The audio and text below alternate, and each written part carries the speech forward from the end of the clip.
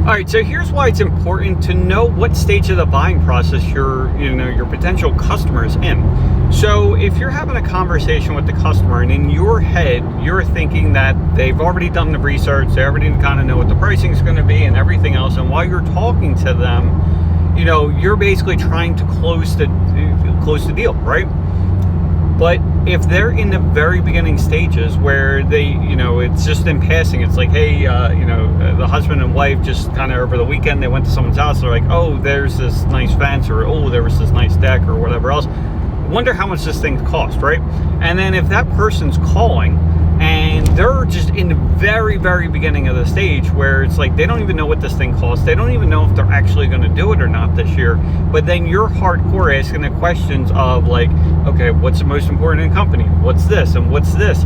And it's basically almost like, whoa, dude, like you need to calm your ass down. Like, I don't even know if I'm doing this friggin' job yet or not, right?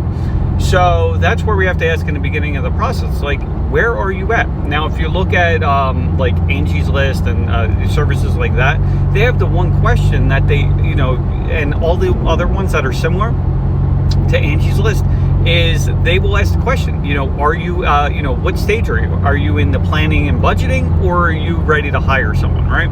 So, because again, it's a totally different conversation if you actually know what they're looking for. Because in the beginning, and you may be able to set up your sales process, to really hone in on this stuff. You can set up automations to do this kind of thing, right?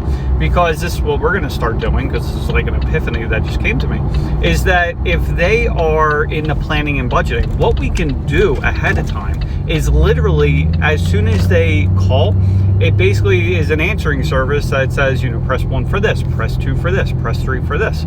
Well, it's like, what stage of the buying cycle? Press 1 if you're in the planning and budgeting, or press 2 if you are ready to hire someone, right?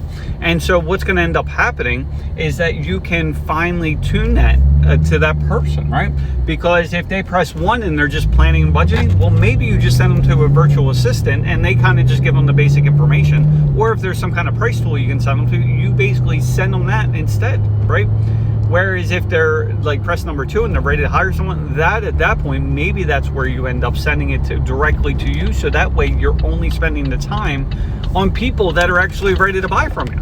Like, it's a very simple thought process, but it's something we've completely skipped over. And when we've had thousands of leads a year, we're spending the same quality time on everyone when we really shouldn't be. Anyway, have a good one.